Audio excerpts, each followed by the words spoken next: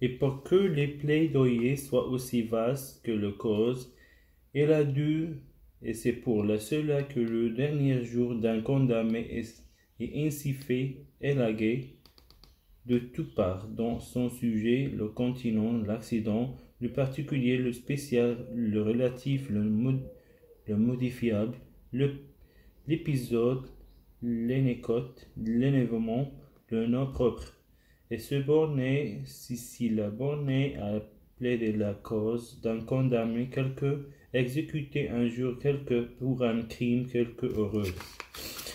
C'est sans autre outil que sa pensée et la fouiller assez avant pour faire saigner un cœur sur la triple d'un magistrat heureux, s'il rendit pitoyable ceux qui sont croyants juste heureux, si force de creuser dans le juge et la réussir quelquefois, il y a retrouvé un homme. Il y a 3 ans qu'on se livre partout. Quelques personnes imagineront que cela valait la peine d'en contester l'idée à l'auteur. Les unes supposeront un livre anglais, des autres un livre américain, singulier, manié de chercher à 1000 lieues les origines des choses et de faire coller de sources des Nil ruisseaux qui lavent. Votre rue est là, on associe ni livre anglais, ni livre américain, ni livre chinois. L'auteur a appris l'idée du dernier jour d'un condamné.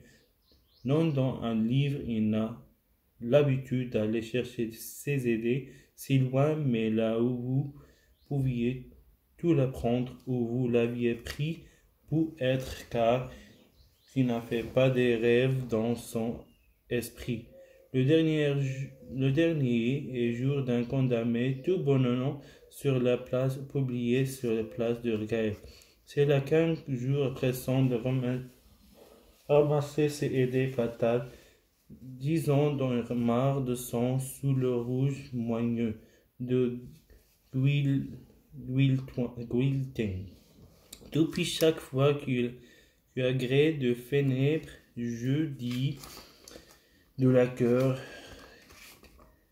cassation, il arrivait un de ces jours où la cri d'un arrêt de mort se fait d'un pari chaque fois que l'auteur étendait passer sous ces fenêtres.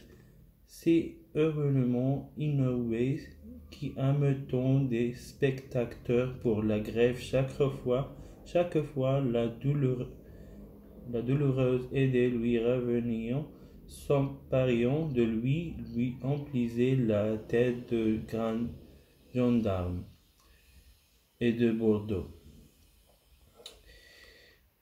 et de bourreaux et de foule lui expliquait heure par heure la dédaignée souffrance, la misérable ajeunissant en ce moment on le confesse, en ce moment on lui coupe les cheveux, en ce moment on lui lie les mains, la semelle lui poète, de lui dire tout cela à la société qui fait ses affaires pendant que cette chose montreuse s'accomplit.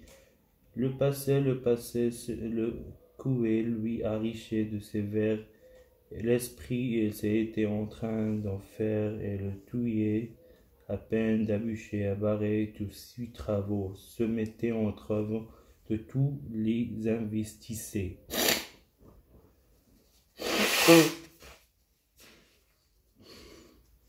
D'obséder, l'assiger, c'était un supplice,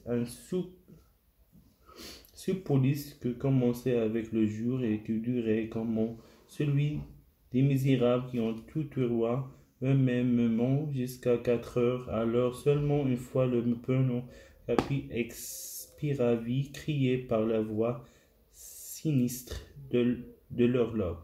L'auteur respirait et retrouvait quelque liberté d'esprit un jour en face était à ce qu'il croit le lendemain de l'exécution d'Ulbach.